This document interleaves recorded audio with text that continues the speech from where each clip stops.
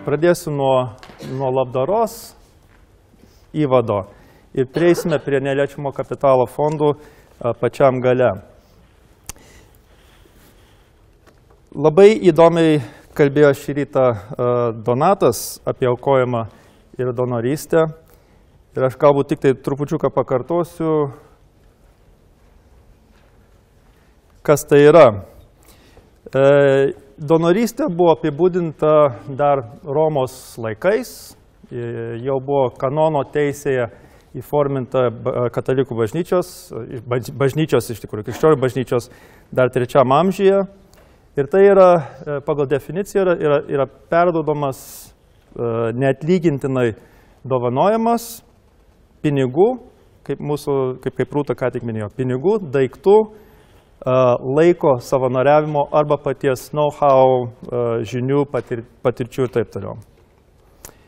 Pagal statistiką 11 metais JAV buvo iš viso paaukota apie 316 milijardų dolerių, iš kurių apie 70% atėjo iš individualių asmenų.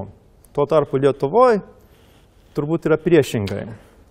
Aš dabar duosiu keletą tokių skaičiukų, kaip Donatas šį rytą minėjo, kurie galbūt pagąsdins. Sakykime, kad nenoriu pagąsdinti, norėčiau paskatinti arba kad jie būtų optimistiškai žiūrimi. JAV religiniam organizacijom ir bendrijom buvo skirta apie trečdalis visų pinigų. Ir maždaug 10–15% buvo skiriama švietimui.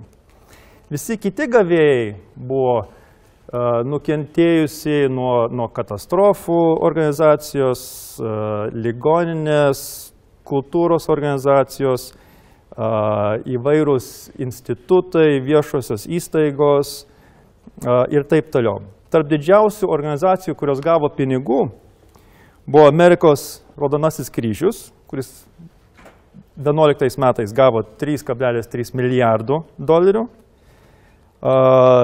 Ir čia įvardintos kitos organizacijos, kurios 5 didžiausia jau turėjo milijardą dolerių įplaukų per 1 metus. Aukojant, jau buvo kalbėta, ką reikia šnekėti davėjai. Jį reikia įtikinti, kad jūsų organizacija yra patikima. Tam, kad būtų galima tą padaryti, ir jau buvo šnekėta anksčiau šį rytą, kad reikia įrodyti skaidrumą, reikia įrodyti aiškų tikslą ir kad lėšų rinkimas, jo pritaikymas bus efektyvus. Duosiu vieną pavyzdį. Prieš 15 metų tapau Almos Adamkienės fondo valdybos nariu ir pirmosiuose valdybos posėdžiuose nusprendėm, kad tam 2 dalykus nusprendėm. Be aiškaus tikslo nustatymo. Pirmiausiai, kad dėl skaidrumo mes kiekvienais metais, nežiūrint kokie yra įstatymai, paskelbsime viešai per savo tinklalapį visas ataskaitas, finansinės ataskaitas ir paskelbsime, kad mūsų administravimo kaštai, ir griežtai laikėmės šito per visus 15 metų, kad administravimo kaštai neviršys 15–20% tų metų piniginių įplaukų. Amerikoje, aš galiu duoti pavyzdžių, kai tas pats Raudonasis kryžius, kurį minėjau anksčiau, problemų su juo yra, kad jo administraciniai kaštai, marketinginiai, administracijos išlaikymas, nekilnojamo turto kaštai, taip toliau, viršyje 40%, yra 40–45%. O gerai dirbantis fondas turėtų laikytis tarp 10–30%. Buvo minėta, kad neturėtų būti visiškai, gali būti, bet nereikėtų orientuotis tik tai į savanorystę. Yra labai gerai, kad atsiranda daugiau fondų, daugiau organizacijų, kurios moka atlyginimus ir gerus atlyginimus. Bet reikėtų laikytis to principo, kad turi būti tinkamos proporcijos. Iš tokių blogesnių pavyzdžių yra Amerikos plaučių asociacija, kuri išleidžia 98% visų įplaukų. Tai yra apgailėtina suma. Tai skaitosi, kad 2% 2 centai nuo kiekvieno surinkto dolerio yra skiriama būtent jo tiksliniai veiklai. Lygiai taip pat bet kokiam fondui, bet kokiai organizacijai reikia nuoseklumo. Kreipiantis į davėją, reikia įtikinti, kad turite ne tik tai aišku tikslą, bet turite ir istoriją. Kuo ilgiau dirbate savo srityje, tuo lengviau bus įtikinti, kad turėtų aukoti. Nekalbėsiu apie aiškius tikslus, jau apie tai buvo šnekėta.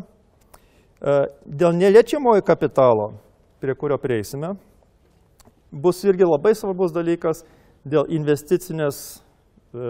investicinio konservatyvumo ir aiškių tikslų pačioj investicijoje. Ne tik tai paskutinio gavėjo tikslai, bet ar pati investicija yra reali. Aukojimo logikoje irgi buvo minėta anksčiau šį rytą, bet pakartosiu. Aš bent įsivaizduoju, kad yra 3. Yra moralinė, psichologinė ir praktinė. Moraliniai reikėtų paklausti, ar mano ta auka yra man, ar jinai priimtina yra man, ar jinai yra visuomeniai priimtina, ar jinai legali. Būtų galima sakyti ir organizacijų pasaulyje, kurios, nevyriausybinės organizacijos, kurių tikslas yra išlaisvinimo, sakykime, politinės organizacijos. Reikia paklausti, ar tos negalėtų būti užslėptos teroristinės organizacijos, ar jos negalėtų užsiimti kažkokią nelegalią veiklą, ar jos yra teisingos. Psichologiškai reikėtų vis dėlto matyti, kad tavo auka duoda tam tikrą pasitenkinimą savo, pačiam, kad padedi kažkam kitam. Nelabai sutinku su vieno garsaus verslininko pasakymu čia prieš porą mėnesių, kad žmonės aukoja grinai dėl kaltės jausmo. Deja, prieš kokį 10 metų, kai buvo daryta apklausa Lietuvoje, apie 40–45% respondentų pasakė, kad turtingieji aukoja dėl to, kad jie jaučiasi kalti. Aš norėčiau tikėti, kad ta tendencija eina jau daugiau į priešingą pusę, kad aukoja dėl to, kad jie nori, dėl to, kad mato tikslą. Iš praktinio taško vis dėlto bet koks aukotojas, ir buvo kalbėti apie mokesčius, apie limitus, vis dėlto reikėtų pasižiūrėti, aukodamas, ar aš nepakenkiu savo šeimai, ar nepakenkiu savo įmonei tą darydamas, ar nepastatau tuos juridinius arba fizinius asmenis į kažkokią tai rizikos plotmę. O aukojant vis dėlto, kuo arčiau aukos gavėjas yra prie tavęs, tuo lengviau yra ir dovanoti kažką. Tai pavyzdžiui, savo bendruomeniai, mokyklai paaukoti, bažnyčiai, kultūros renginiui arba operai, sporto klubui. Tai yra lengviausia, kaip galima tą daryti. Dabar trupučiuką apie fondus norėčiau pakalbėti. Fondo tikslas yra kad valdytų pinigus arba kažkokias tai investicijas, kad nereikėtų kiekvienam fiziniam asmeniui arba juridiniam asmeniui pačiam tą daryti. Yra sukauptos lėšos, kad kažkas kitas galėtų tvarkyti ir kad tos lėšos pasiektų galutinį tikslą efektyviausiai. Fondo tikslas galbūt irgi papildo arba pakeičia kai kurias neefektyvias valstybinės veiklas. Tai kai vėl grįžtam prie Almos Adamkienės fondo, kai mes kūrėm tikslą, mūsų noras arba to fondo tikslas buvo paremti kaimo mokyklas, tai buvo vos ne kaip užslėptas iššūkis švietimo ministerijai, kad jūs remiate Vilniuje, Klaipėdoje, Kaune mokyklas, kur daugiausiai tų moksleivių, ir užmirštate kaimo. Tai buvo tikslas vos ne iššūkis. Mes supratom, kad fondas tikrai negalės konkuruoti su kokia švietimo ministerija ir jos biudžetu. Bet buvo tikslas, kad atsirastų daugiau susidomėjimo būtent kaimo mokyklomis. Lygiai taip pat fondas galbūt duoda tam tikrą stabilumą kai kuriom institucijom. Prieš kokį 15–16 metų kreipiausi į vieną universitetą su rektorium šnekėjau, sakau, gal būtų įdomu pradėti tą neliečiamo kapitalo, endowment fondo projektą. Anuo metu, čia valstybinis universitetas, numojo ranką, sako, tai yra neįmanomas dalykas. Mums to nereikia. Praėjo 8-10 metų ir vėl su ta pačia idėja grįžau, nes dabar esu ASM valdyboje, tai ten esu ne kartą kėlęs tą klausimą ir džiaugiuosi, kad prieš porą metų ASM įkūrė pagaliau tokį fondą ir tikiuosi, kad iš to išsivystys ir neliečiamojo kapitalo fondas. O kaip jau buvo minėta, įmonėms galima sumažinti apmokestinamą pelną. Tuo tarpu asmenim, ir prie to dar grįšiu vėliau, kol kas dar negalima to daryti. Galima skirti 2 procentus nuo savo sumokėto GPM-o, bet daugiau aukojamas yra grinai aukojamas. Nėra jokio paskatinimo iš valstybės, mokesnio paskatinimo, kad būtų aukojama. O tie 2 procentai, vėl iš patirties, iš tų kelių fondų, kuriuose dalyvauju, tos sumos, atsiprašau, nėra didelės. Jos tam pačiam Almos Adamkienės fonde surenka apie 20-30 tūkstančių litų per metus. Tai nėra didelė suma. Labai trumpai apie fondus ir prieisime prie paramos labdaros fondo. Įvairiausių fondų yra pasaulyje. Daugiausiai žinomi yra tie investiciniai fondai, apie tos nešnekėsime. Apie gyvybės draudimo ir pensinius fondus irgi nešnekėsime. Apie šeimos fondus anksčiau ir vėliau reikės pakalbėti, bet šiandienai nėra dar paruošta terpė. Paramos fondai egzistuoja Lietuvoje nuo 1996 metų, o neliečiamo kapitalo fondai buvo įteisinti tik tai prieš 1,5 metus. Kas gali įkurti fondą? Įkurti fondą gali bet koks fizinis asmo arba grupė asmenų, įmonė, net ir valstybinės institucijos. Tik tai reikia aiškaus tikslo, konkrečios politikos ir pinigų. Ir apie tai šnekėjo Donatas šį rytą. Kokie yra geriausiai žinomi fondai pasaulyje? Jūs turbūt visi esate girdėję apie Nobelio taikos premijos fondą. Šiuo metu ten yra investuota $400 milijonų ir kiekvienais metais išdalina po $6 milijonus prizams.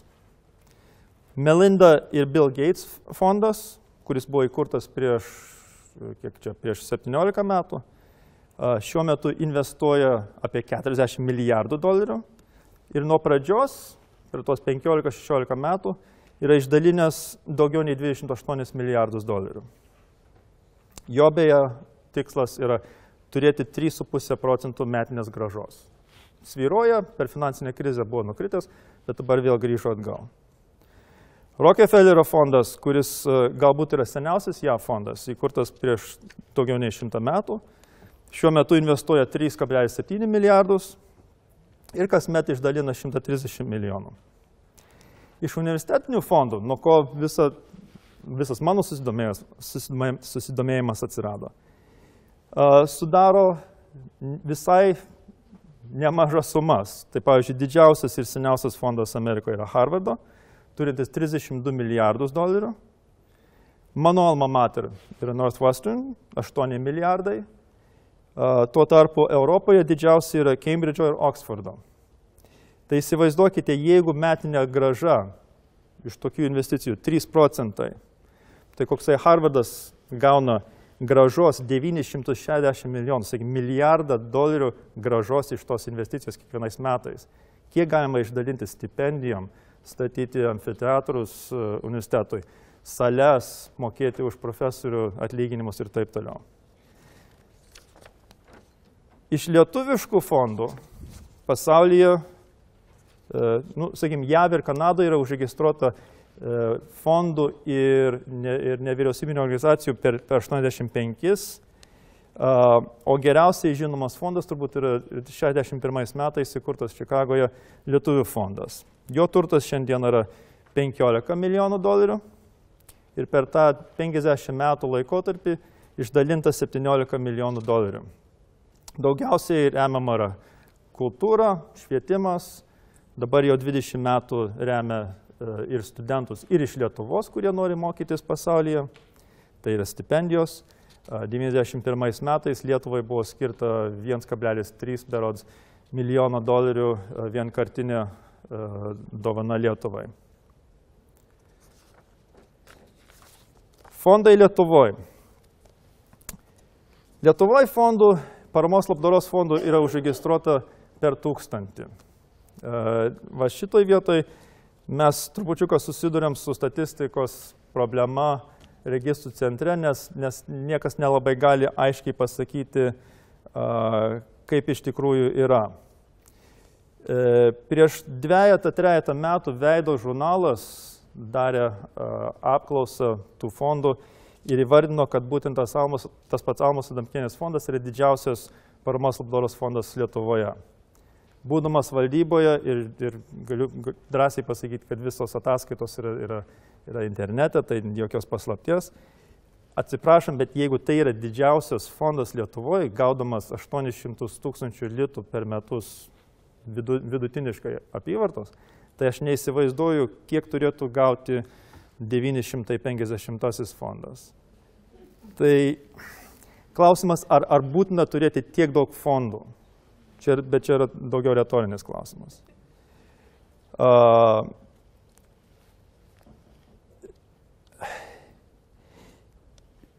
Aš buvau pakviestas kaip verslo žmogus 6 ir 7 metais dalyvauti 2 kitose valdybose. Tai yra Žmogaus teisų stebėjimo instituto ir Transparency International Lietuva. Ir tikslas buvo tam, kad padėti sutvarkyti jų finansinę ateitį, nes abi tos dvi organizacijos buvo finansuojamos iš Atviros Lietuvos fondo, kuris buvo finansuojamas iš Sorošo fondo. Sorošo fondas buvo visai neseniai paskelbęs, kad trauksis iš Lietuvos. Atviros Lietuvos fondas jau dabar gyvena savo galbūt paskutiniuosius metus ar 2 ir reikėjo kaip nors surasti būdą, kaip tos organizacijos galėtų išsilaikyti. Ir iš karto kilo idėja kurti neliečiamo kapitalo fondą ir susidūrėm su problema. Nebuvo tokio įstatymo, kuris leistų. Skaitėm paramos labdaros fondą ir nebuvo leidžiama pagal įstatymą, nors, kaip ir Rūtas sakė, kai kurie dalykai, kas liečia paramos labdaros fondus arba NVO organizacijas, mokesčių inspekcija žiūri pro pirštus, bet mes pasižiūrėję įstatymą, matėm, kad faktiškai pažeidinėjom įstatymą, jeigu mes kaupiam pinigus iš 1 metų į 2. Ir susidarė grupelė, kuri kreipėsi į tuometinį teisingumo ministrą Šimašių, kuris apie endowment fondus, apie neliečiamo kapitalo fondus buvo kažką girdėjęs. Jis sakė, gerai, sukuriam darbo grupę, paskiriu tave būti tos grupės pirmininku, pakviečiam iš vyriausybės, iš finansų ministerijos, iš teisingumo ministerijos, iš advokatų ir paruoškite tokį įstatymą. Mums paruošti tokį įstatymą truko metus, kvietėmės ir iš mokesčių inspekcijos, ir iš vertybinių popierių biržos, net ir teko kalbėti su kalbos tarnyba dėl termino neliečiamojo kapitalo. Iš pradžių buvo patikos fondo terminas, tas nelabai tiko, paskiau buvo neliečiamo kapitalo fondo, kalbininkai pasakė, turėtų būti neliečiamojo kapitalo. Tvarkoj. 12 metais galų gale tas įstatymas buvo priimtas, prezidentė pasirašė per 2 savaitės ir 13 metų sausio 1 dieną, jisai pradėjo dirbti. Džiaugiuosi pasakyti, kad pirmasis toksai fondas užsiregistravo paskutinę 13 metų dieną, tai gruodžio 31 dieną. Tai yra Ateitininkų fondas registruotas Kaune, irgi taip pat esu to fondo valdyboje. Fondas jau turėjo sukaupęs kažkiek lėšų, tai tam, kad galėtų pradėti veikti ir investuoti, jam nebuvo jokių problemų. Atsirado teisinės problemos, nes ruošiant įstatymo pakeitimus, mes pasižiūrėjom grinai teoriškai, kaip turėtų atrodyti. O kai reikėjo paskui praktiškai gyveninti, susidūrėm su tam tikrom problemom. Tai viena iš tokių problemų, ir tą paminėsiu irgi prie problemų vėliau, yra tai, kad gavėjas ir davėjas negali būti tas pats asmuo.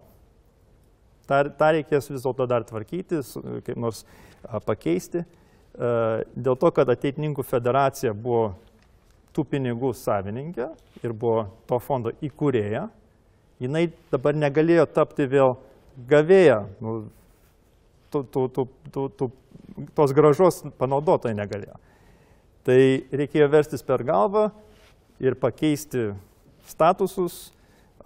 Tikimės, kad kai ir jeigu įstatymas bus pakeistas, tą bus galima sutvarkyti.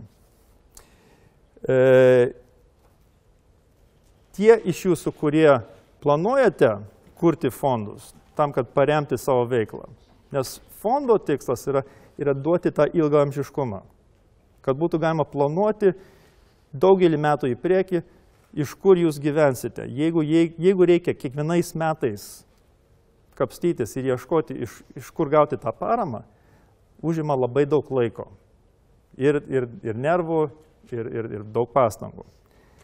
Turint kažkokį tai sukauptą kapitalą, kuris yra investuojamas, galima pradėti planuoti, kad ateis įplaukos savaime. Ta prasme, kad jos yra investuojamos. Iniciatoriai to įstatymo tikisi, kad per keletą metų atsiras 10, 15, 20 tokių fondų. Galiu pasakyti irgi, kad iš to žmogaus teisų stebėjimo ir Transparency International grupės jau yra susikūręs atskiras fondas, kuris yra atskirai nuo tų dviejų organizacijų. Vadinasi, Demokratijos skaidrumo ir žmogaus teisų fondas. Jis yra užregistravęs įstatus, bet dar tik pradėjęs kaupti pinigus. Taip, prašau.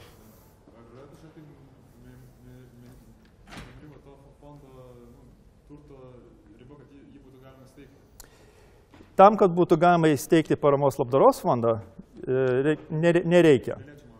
Dėl neliečiamo kapitalo mes, kai ruošiam įstatymą, tai susidūrėm su ta problema, kurią mums įvardino Teisingumo ministerija, kad yra įsikūrę 900 ar 1000 tų fondų.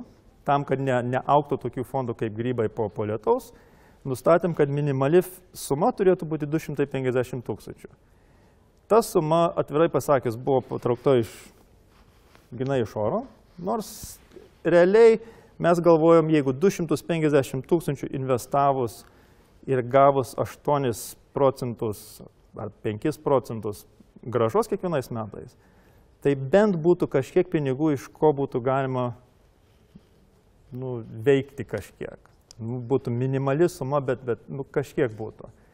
Viskas kitas, jeigu būtų mažesnė suma nei 250 000, pasidaro klausimas, ar apsimoka užsiimti tokią veiklą. Tai tikimės, kad tie fondai neapsiribos ties 250 000. Kad iš tikrųjų auks panašiai kaip ir Amerikoje arba Anglijoje, kad bus milijoninės sumos. Pavyzdžiui, tas pats Ateitininkų fondas, jisai dar nėra galutinai užsibrėžęs savo tikslų, bet jeigu tikslai yra veiklai 300 000 litų per metus turėti stabiliai ir 5% grąža, kas šiandien yra maždaug, investuojant teisingai galima gauti tokią grąžą, tai to kapitalo reikėtų 6 milijonų. Iki to dar toli, bet pirmieji žingsniai jau padaryti. O dabar galiu irgi pasakyti, kaip minėjau anksčiau, Lietuvių fondas irgi, kuris buvo Čikagoje, dabar irgi palaipsniui kūrėsi ir Lietuvoje. Tai jie laukia, kol bus tas įstatymas priimtas.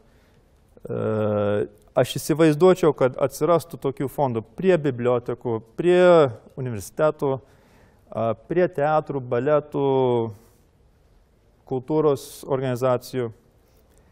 Dabar, kuo skiriasi neliečiamo kapitalo fondo valdymas nuo paprasto paramos labdaros fondo? Dėl to, kad susikaupia didesnės sumos kapitalo, reikia valdyti tą kapitalą. Įstatyme ilgai svarstėm tiek su Finansų ministerija, tiek su Vertybinių popierių komisija, ar reikėtų turėti atestuotus finansistus arba kažkas, kurie būtų toj valdyboje. Ir palikom vis dėlto fondo įkūrėjams spręsti, kada jiems reikia įtraukti tos specialistus. Jeigu yra 250 000 pradžia, gal nėra būtina turėti vertybinių popierių brangiai mokamus specialistus. Gal patys gali investuoti į biržą arba į kažkokius kitus fondus. Tuo tarpu, jeigu susikauptų 10 ar 20 milijonų litų, nu tada jau atsiranda atsakomybė. Tada žmogus, kuris neturi finansinio išsilavinimo, gal neturėtų to užsiimti. Trupučiuk apie aukų rinkimą. Buvo minėta, kad įmonės aukoja, kai užsidirba pakankamai. Arba jaučia moralinį pasitenkinimą. Būna taip, kad jos, kaip minėjo Donatas šį rytą, irgi čia kai kur kartoju tą patį, ką jisai sakė, socialinės atsakomybės vardan, kai kada būna užslėpta reklama.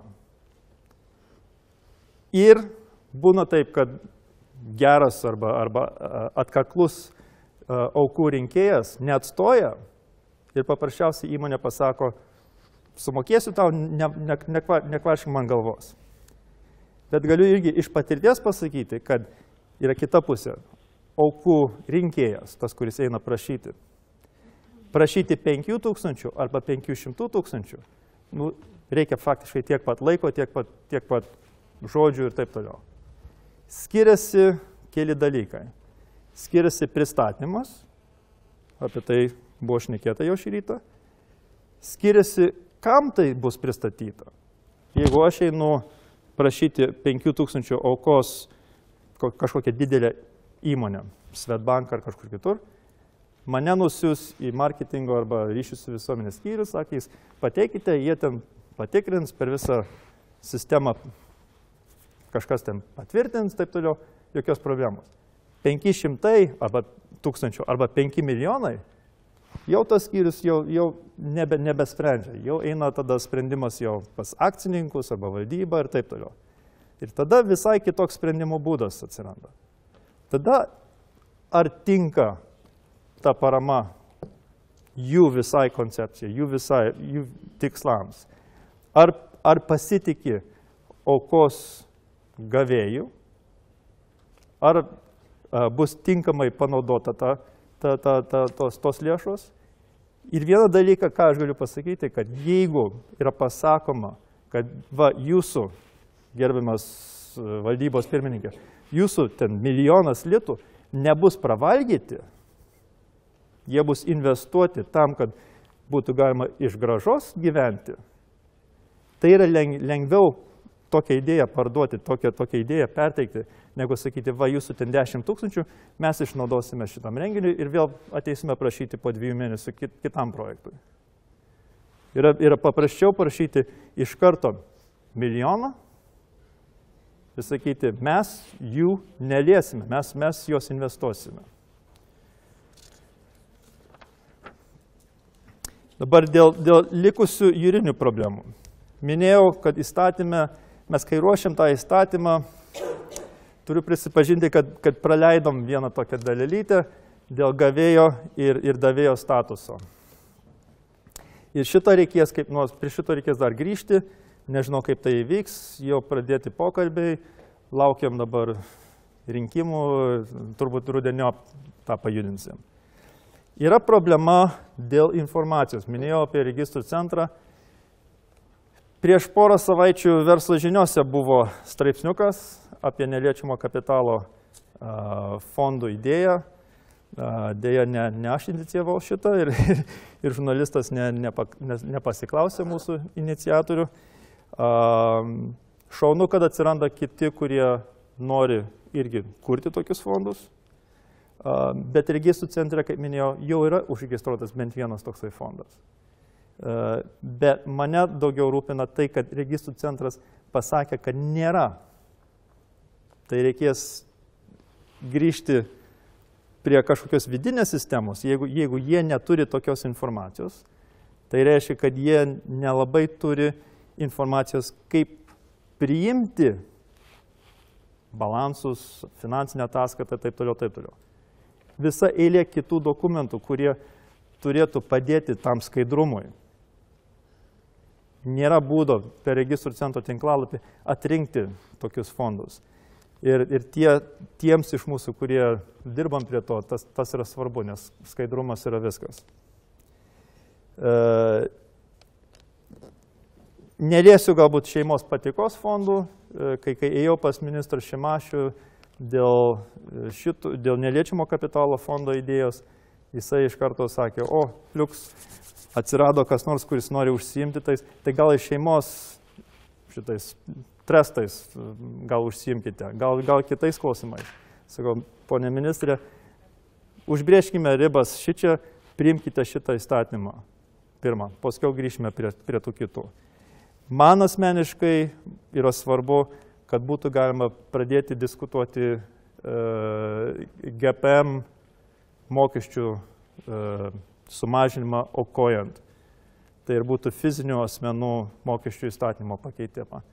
Šičia, man atrodo, bus labai sudėtinga, neįsivaizduoju, kokia bus kova Seime arba su mokesčių inspekcija arba su finansų ministerija, bet argumentas yra, kad žmogus aukodamas, jisai sumažina valstybei naštą. Jeigu jisai aukoja operos baleto teatrui, tai kultūros ministerijai reikia mažiau skirti, o va šičia yra tikslinė ir efektyvesnė auka. Ir pabaigai apie dabartį. Čia jums visiems ir mums yra tas pats iššūkis. Mums reikia auklėti visą visuomenę. Aš kai bandžiau ieškoti internete apie filantropiją, apie aukojimą, radau vieną apklausą. Deja, joje iš viso nebuvo užrašyta data, tik tai, kad birželio 1-15 dienomis buvo daryta. Aš spėju, kad tai buvo 4-5 metais. Tai aš nežinau. Kitų apklausų neradau. Iš čia necituosiu, nes čia manyčiau, kad jau pasenusi informacija. Žinojimas apie filantropiją, šičia tikrai ta statistika nuliūdino. Labai siūlyčiau jums visiems arba susibūrus, arba kad kažkokia organizacija imtųsi surinkti irgi informaciją, kiek visuomenė supranta, kas tai yra aukojimas. Ir paskui reikia auklėti. Reikia keisti nuomonę visuomenėje. Ir reikia, kad valstybėje suprastų, kad tiek jūsų darbas, tiek paramos labdaros fondų darbas, tiek neliečiamo kapitalo fondų darbas, jisai sumažina naštą valstybei. Nes stipri ir aktyvi visuomenė yra ta, kuri imsis ir tvarkys savo ateitį. Ir tą ryžtingai darys.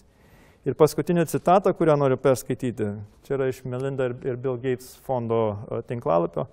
Jei gyvenimas tau nusišypso, turėtum, čia verčiau iš anglų kalbos, tai čia tam tikras žodžių žaidimas atsiranda, pasinaudoti arba panaudoti tas dovanas, kurias gavote, kiek įmanoma geriau ir teisingiau, padėdami tiems, kuriems gyvenimas nebuvo toks šviesus. Ir kviečiu visus aktyviai dalyvauti savo visuomenės gerbūvio kūrime. Ačiū. Jeigu būtų kokių klausimų, prašau.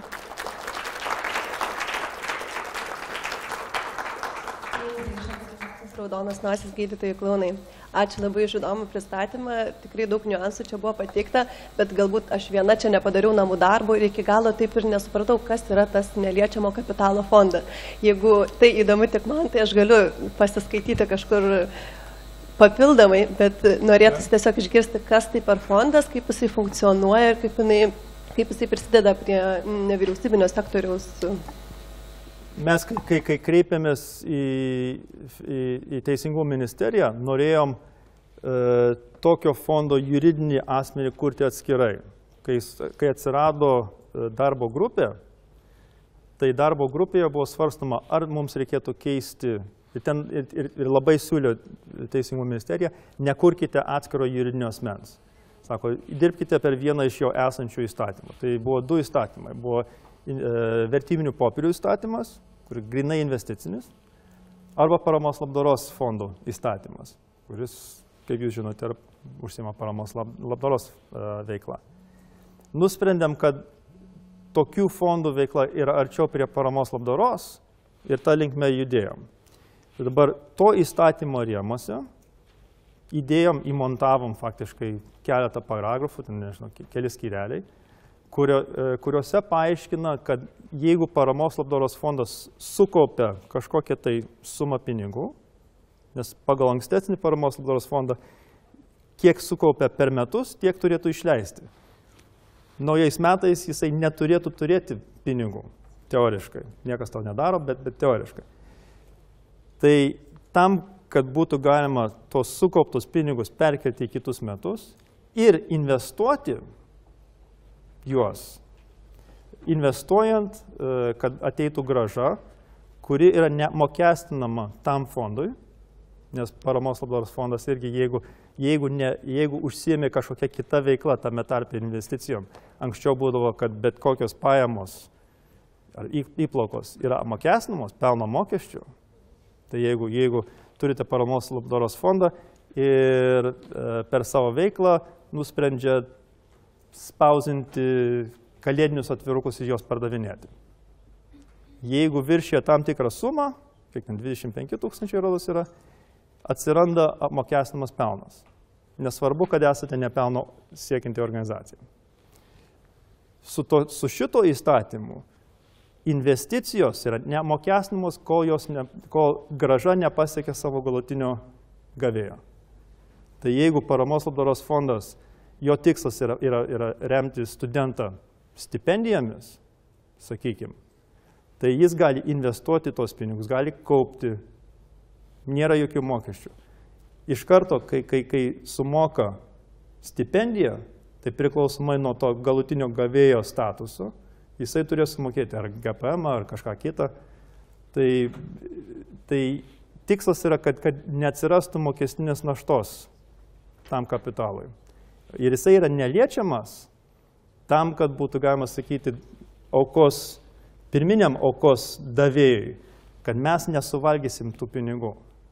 Mes juos investuojam tam, kad atsirastų grąža ir iš tos grąžos mes skiriam lėšas galutiniam gavėjui. Tai iš principo tokiu formatu galėtų funkcionuoti ir nevyriausybinė organizacija, tik tai, kad jie turėtų tą mokestinę naštą mokėti už gautą pelną, tačiau investuojant. Reikėtų įkurti paramos labdaros fondą.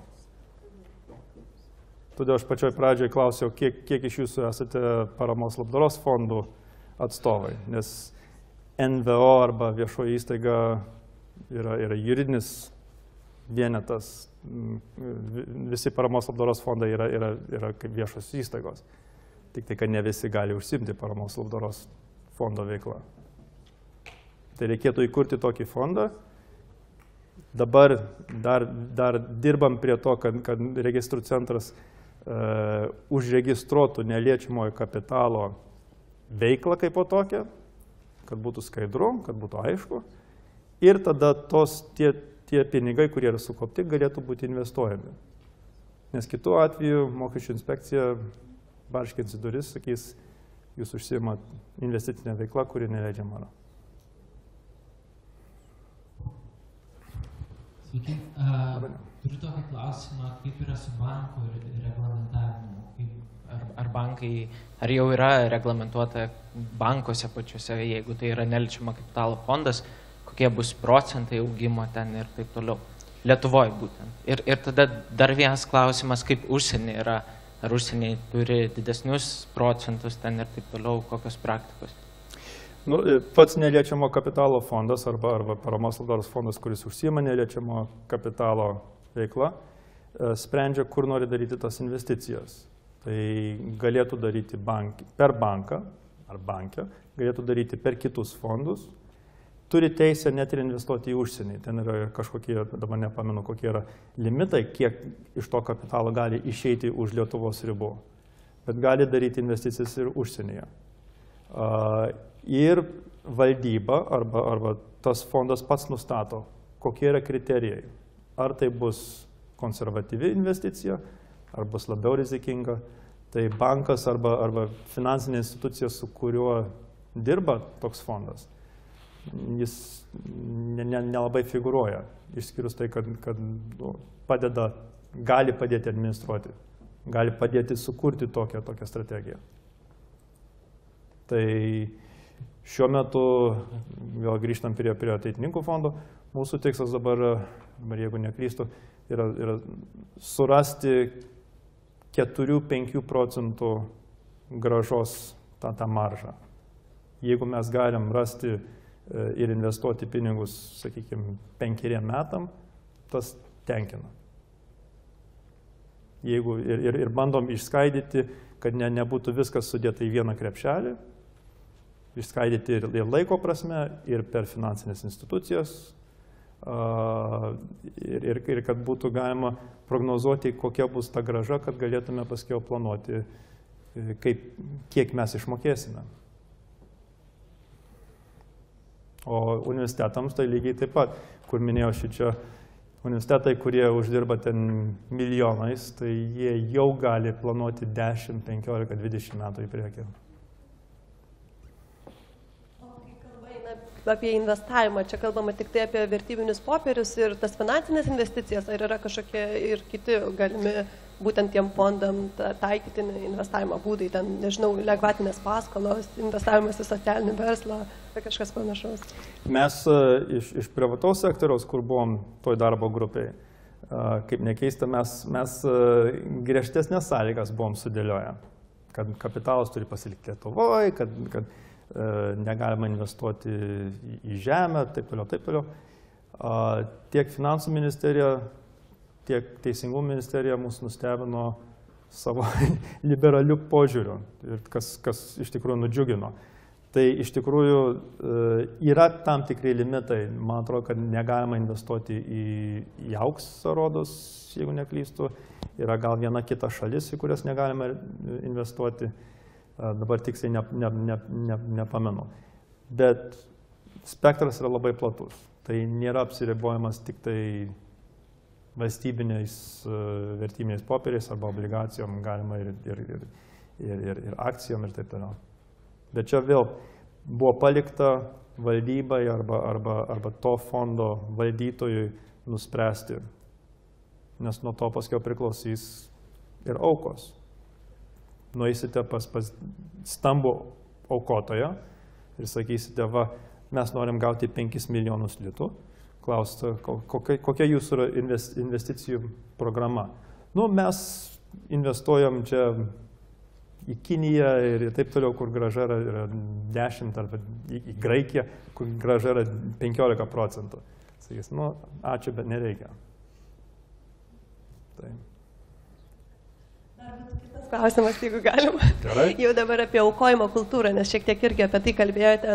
Ir jūs turit galimybę palyginti aukojimo kultūrą Amerikoje ir aukojimo kultūrą Lietuvoje. Jinai kardinaliai skiriasi ir kokios yra tos prielaidos aukojimo kultūrai atsirasti ir ką amerikiečiai turi tokio, ko neturim mes lietuviai. Amerikoje yra mokestinis paskatinimas. Tai fizinis asmuo yra skatinamas aukoti. Tuo tarpu yra mažesnis skatinimas įmoniai, tuo tarpu Lietuvoje yra visiškai priešingai. Amerikoje žymiai daugiau prašo. Ten labai sunku yra atsiginti ir kai kada, aš pavyzdžiui, iš savo 2 alma mater gaunu kiekvieną mėnesį laiškų.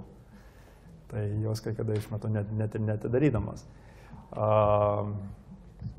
Be abejo, priklauso, jeigu patenki į tam tikrą duomenų bazę, tai paskiau pradeda siųsti ir negali atsikratyti. Bet žmonės, ypač paprasti žmonės, man atrodo, kad labiau yra linkę aukoti.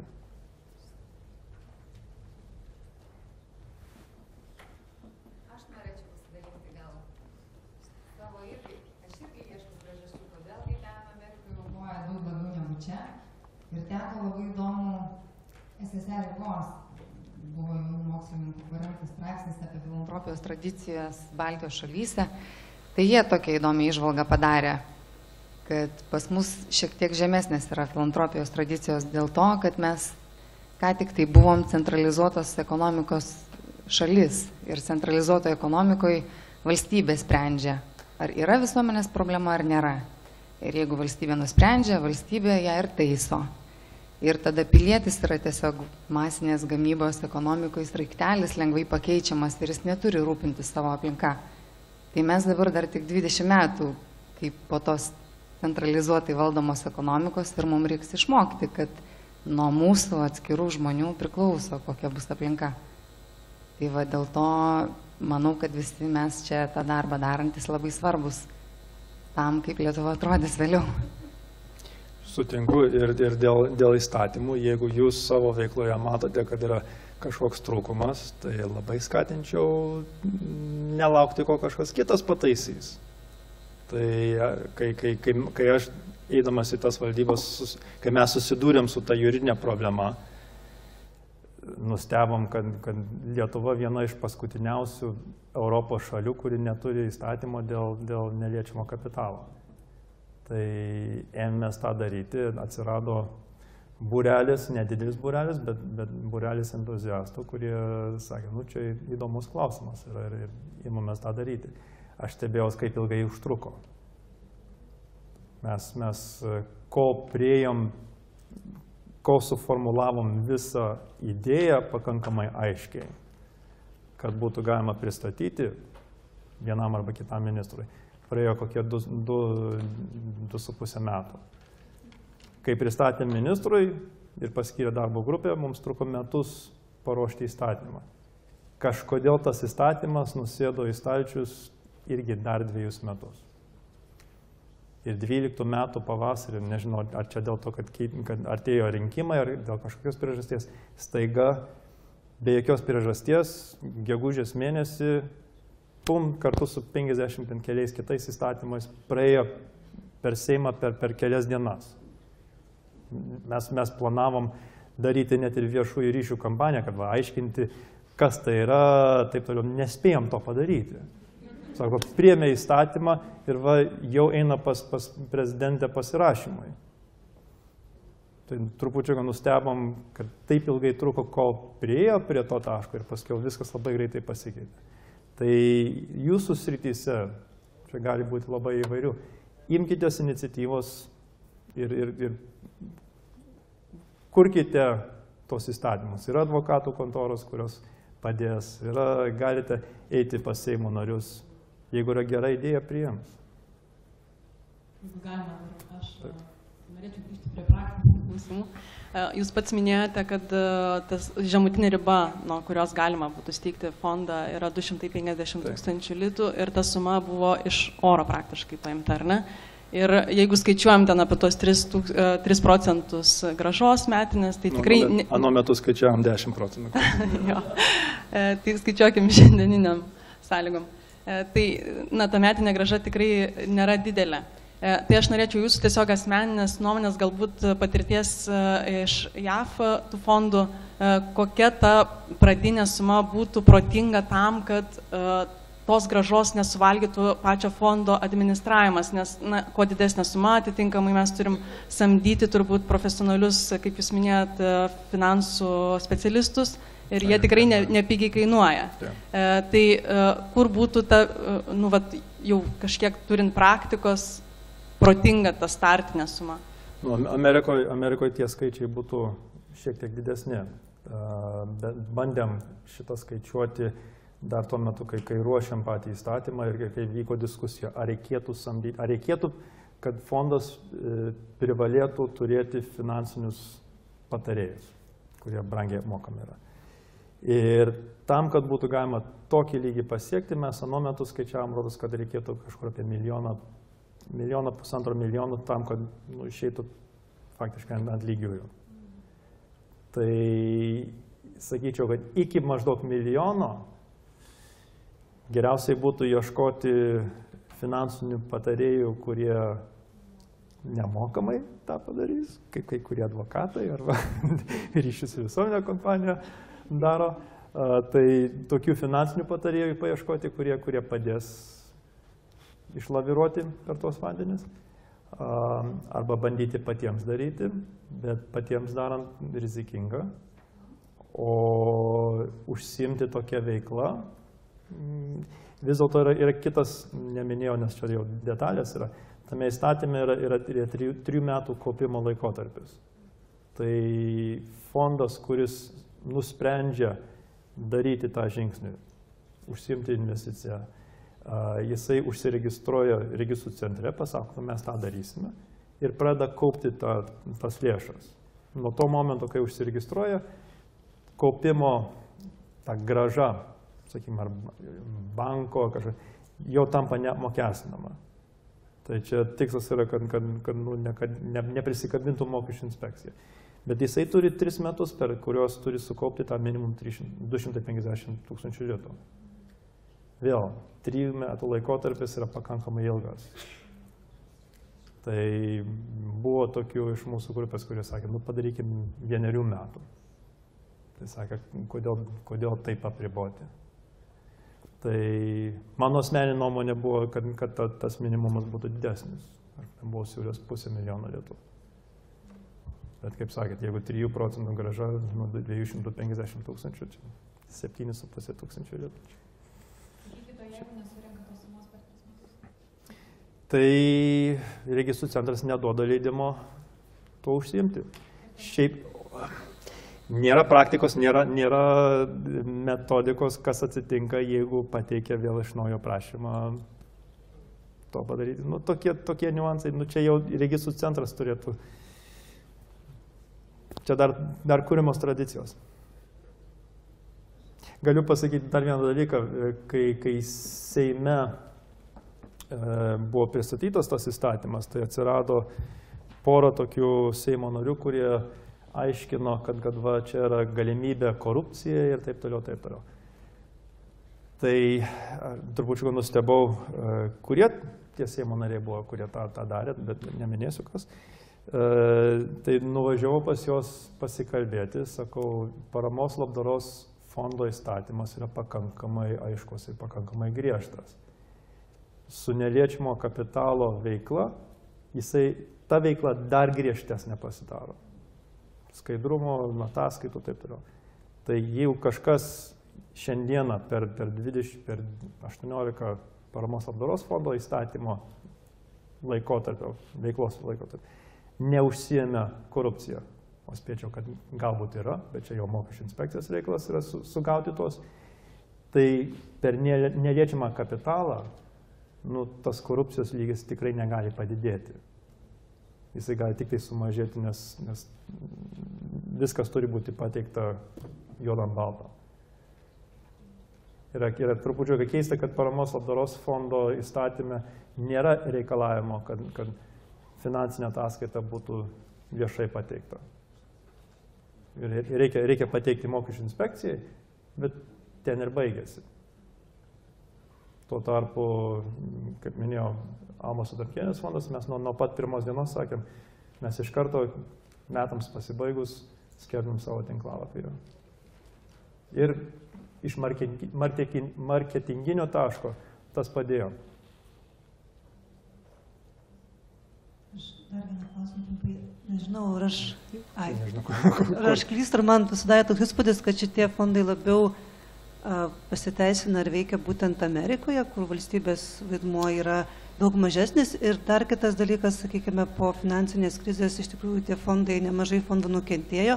Ar tai nesumenkino jų reputacijos, ar tai koks poveikis finansinės krizės šitiem fondam, nes tikrai žinau, kad daug šitų fondų buvo stipriai paliesti. Ir tada ar galima teikti tada tam donorui, kad taip, tikrai ši investicija yra tikrai saugi, kad jūs sakėt, kad bus nepravalgyta, bet jinai gali nueiti finansinės piramidės taip pačiai. Tai rizika irgi gal dar didesnė yra. Yra tokia rizika, bet čia vėl priklauso nuo fondo vadovybės. Kiek jinai atsakingai elgsis investuodama tos pinigus.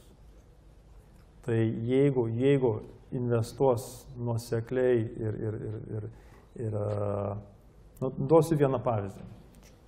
Dirbdamas Amerikoje, bet čia iš kitos srities, bet panašiai, dėl pavyzdžio bus, man atrodo, kad teks. Dirbdamas keliose skirtingose institucijose, įmonėse, turėjau progos kaupti gyvybės draudimą. ten ir palikau, kur buvo. Vienas iš tų gyvybės draudimo fondų yra galbūt didžiausias fondas pasaulyje, yra Amerikos mokytojų profesorių, neprisimenu, TIAA Craft, neprisimenu, kaip reikėtų išversti. Yra mokytojų ir profesorių fondas, jisai mokslininkų. Jis yra vienas iš didžiausių fondų pasaulyje. Jo politika, jau 50 metų, yra išlaikyti nuolatinę grąžą. Kai ten įdėjo pinigų prieš 25 metus, grąža buvo 6,2 procentai. Kai visam pasaulyje visi kalbėjo apie ten 23-30 procentų grąžą, pas juos buvo 6,4 procentai. Nu, nelabai džiugu. Bet kai visam pasaulyje pradėjo kristi ir buvo minus 23 arba minus 35 procentai, pas juos buvo 6,2 procentai. Tai jeigu pensiniam fondui, mane tas tenkina. Nes aš žinau, kad dar 15 metų į priekį pas juos bus apie 6 procentai grąža. Nesvarbu, kaip. Pas juos yra taip sudėtas tas portfelis. Yra kažkiek ten rizikingų fondų, bet yra tam tikrų ir labai konservatyvių. Tai lygiai taip pat reikėtų taikyti su tokiais fondais. Čia ne jūs, tie, kurie kursite tokius fondus, čia ne savo asmeniniais pinigais žaidžiate. Čia yra kažkieno paaukoti pinigai, jūs turite dirbti atsakingai. Tai geriau būtų gauti pastoviai 4-5 procentus, negu kad būtų toksai bangavimas. Bet sutinku, kai kurie iš tų universitetų fondai finansinės krizės metu prarado ir 10, gal 10 nebuvo, bet kokie 8 procentai. Tas pats Harvardo universitetas buvo pasiekęs 303 milijardus, buvo nukritęs iki 29, bet dabar atsistatė vėl.